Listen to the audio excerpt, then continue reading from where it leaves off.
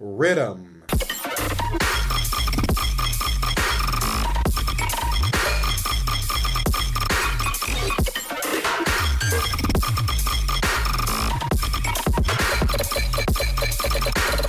Ladies and gentlemen, welcome back to the channel. It is me, ya boy, man, who will probably not understand half of the references that Jorei has been making in this album. I am more of a Higurashi type of guy. I watched the 2 seasons of the anime, the original one from 2006, and I just really liked the show, so, you know.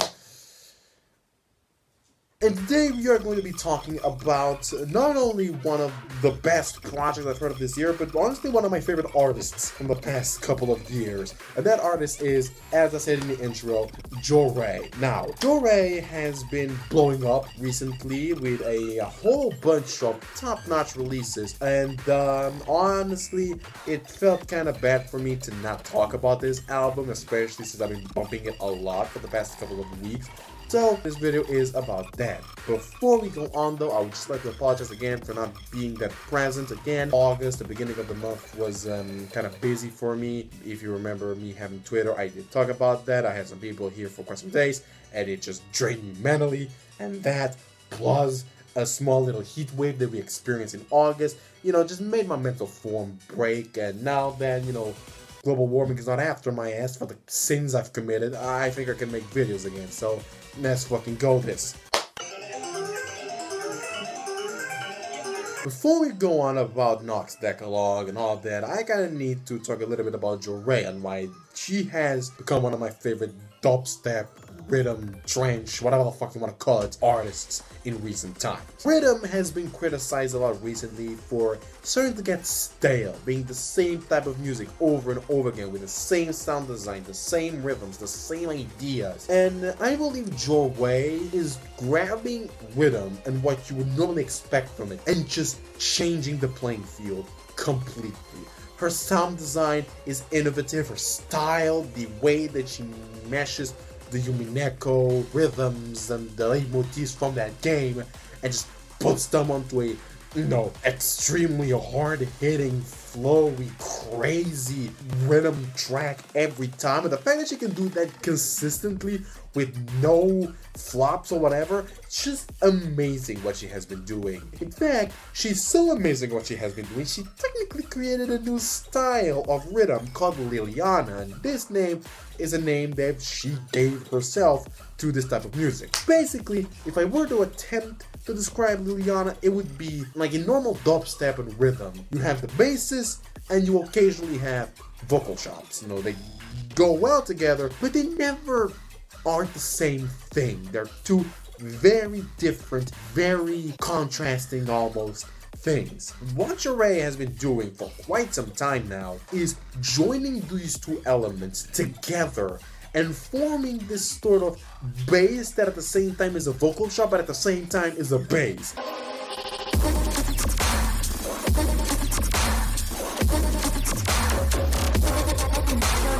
The way that she does that is so amazing that every time that, like, you know, it's just, I can't even say, I can't even properly describe it, that's how good it is. Like I said, it would be a crime for me not to talk about this project and about this artist, knowing how much I've been enjoying them for the past few years. But before we properly delve into Knox Decalogue, I think I have to kinda stand up with Jorei and about this, which is Knox Fifth, and why the fuck there is no Knox Fifth. See, when you go into the album, you would expect, when it's called Knox Decalogue, to, well, have 10 tracks, but then you see it has 9 tracks, and where it was supposed to be a 5th just doesn't exist. It goes from Knox 4th to Knox 6th.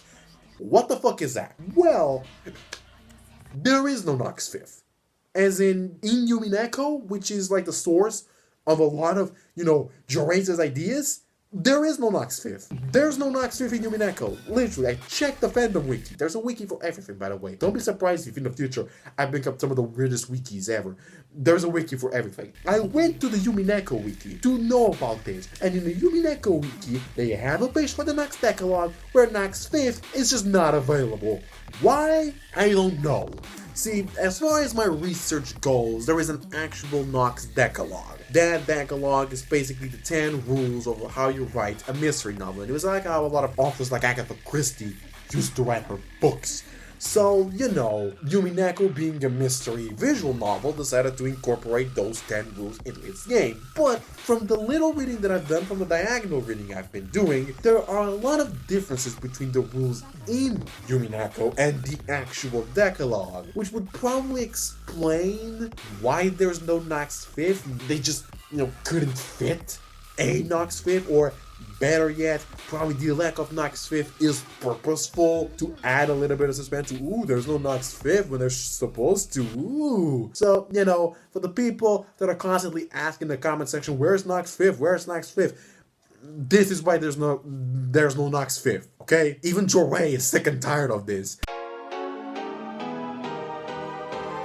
Let's talk about the album properly. The whole album is just, again, another great piece of evidence over the consistency that Jorei has with her tracks, but at the same time how she is able to grab her normal style and make it different and not the same thing over and over again. Jorei is able to, even with the high number of tracks, keep the ideas fresh, keep the tracks fresh, and so create an amazing experience from top to bottom. Now I have my favorite tracks from this. Those are the 2 collaborations that she has, Knox Second and Knox Ninth, and with the extra of Knox Third. And before we talk a little bit about those tracks, I actually want to talk about the fact that it's actually fun to see Jorei do collaborations. If you look at a lot of her discography, you will find out that pretty much it's all solo tracks. So to see her do collaborations, it's actually really fun to see, especially with the people that she's bringing. One of them being Akios, a person that a lot of people have actually been asking for Jorei to collab because of the sound designs being very similar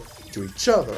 And I can say that those 2 sound designs and what these 2 artists bring to the table with Knox Second is perfect. Everything about that track is perfect. The feel, the flow, the sound design. It's a reason why it's one of my standout tracks. Knox Third is for a different reason. When I heard that, my jaw dropped. And in fact, my jaw dropped a lot of times listening to the album, but Knox Third was one of those times in which I deadass thought my jaw would never go back into position. The sound design on that first drop is so crisp. It's that type of reese that I love. I had some notes for some of the tracks in the album, and in my notes I said that it kind of sounds like something Effin would do, similar to like Cabbage,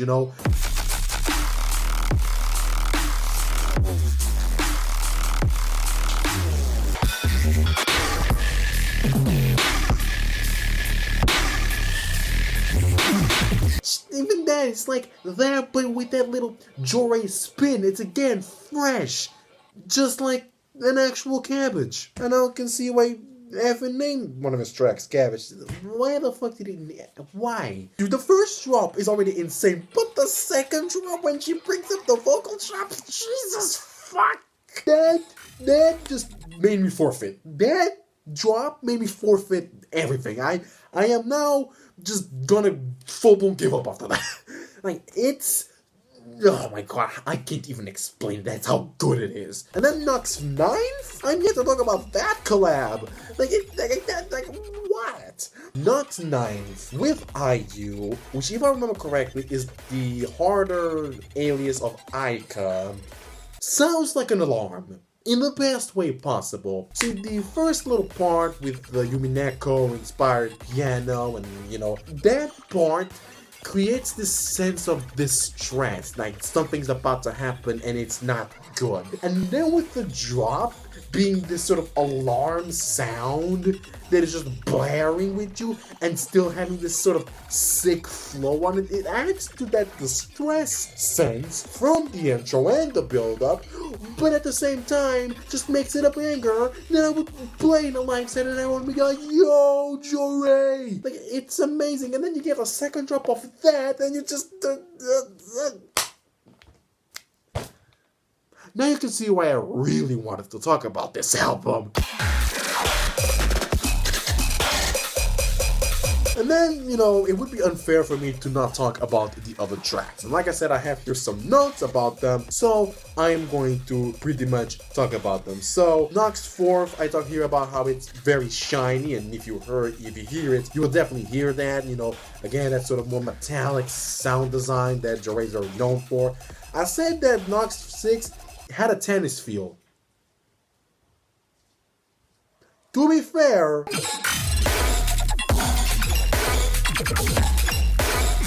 also, I kind of hear talking about how the intro reminded me a lot of Untitled Forever, that collaboration between Eddie and No Mana, which, you know, is one of my favorite tracks from both of them. So again, Knox First, I have to talk about the first track as well, and how it sets up the tone really, really fucking well. It's pretty much a great intro for the album. Knox 7, a lot more aggressive than what you would normally hear from a Jorei track. It still has that sort of shiny, metallic sound design that other tracks like Knox 4 have had. Knox 8th, again, completely different. Again, like I said in the beginning, the ideas that Jorei brings to the table in Knox Decalogue just make it fresh from the whole experience. And Knox 8th is a great example of that. It's a lot wetter, it's a wetter sound design, it's a lot more mysterious, and again, it's very fun to see that sort of experimentation in projects like this. So a really fun track, that one. And then Knox 10th, again, a great outro for the album, bringing up